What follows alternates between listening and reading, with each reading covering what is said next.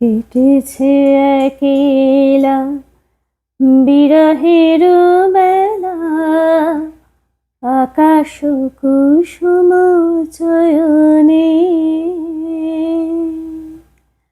সব পথ এসে মিলে গেল শেষে তোমার দুখানি নয়নে, নয়নে নয়নে।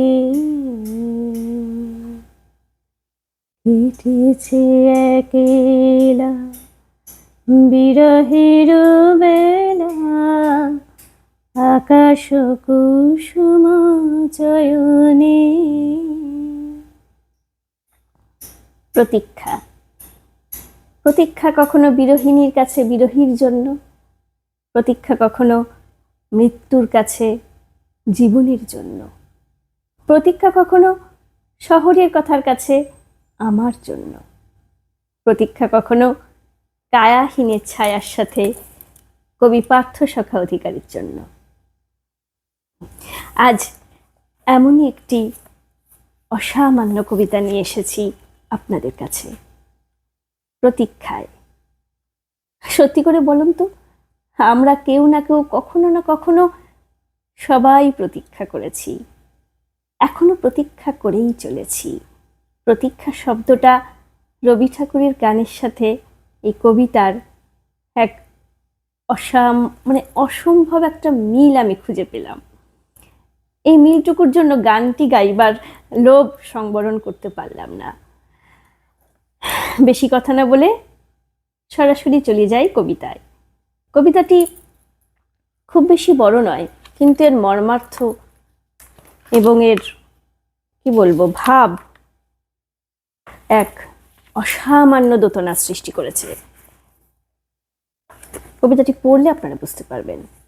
বিশিষ্ট কবি ও সাহিত্যিক শ্রী পার্থসখা অধিকারীর লেখা প্রতীক্ষায় কবিতাটি আমি নন্দিতা আপনাদের সামনে পাঠ করে শোনাচ্ছি। কবি, নতুনের কথা বলো, রাত জাগা পাখির কথা অনেক শুনেছি। তোমার কবিতায় ভোর হয়ে এলো, একটা পাখির কথা বলো, যার ঘুম ছুঁয়ে যাবে রাত জাগা চোখে। না ফুটেও বুলি চোখে ভাষা থাকে, রূপসী পথে বাউলের গান অনেক গেয়েছ কবি। এমন কিছু গান শোনাও, নির্বাক যার ছবি। কবি, তুমি চিতার আগুনের কথা ভেবেছ? সেই আগুনে গা শেখার কথা কখনো ভেবেছ? তোমার বাবাও তার বাবাকে ছাই করেছিল, তারপর শ্মশান থেকে ফিরেছিল শীতের রাতে। ধাইমার কোলে তুমি কেঁদেছিলে, তোমারও গা শেখা হয়েছিল জীবনের উত্তাপ দিয়ে। তোমার সেই গাটা আর একবার সেকে নাও কবি, সেদিনের কথা মনে করে। তারপর সেই কথা বলো যা নতুন, চির নতুন হয়ে ওঠে। সেই গান গাও যে সুরে চির বসন্তের ফুল ফোটে। ঘুমিয়ে ঘুমিয়ে শুনবো আমি, আধো ঘুমে দেখবো আমি, তোমার কবিতা থেকে নির্যাসটুকু থাকবে গভীরে।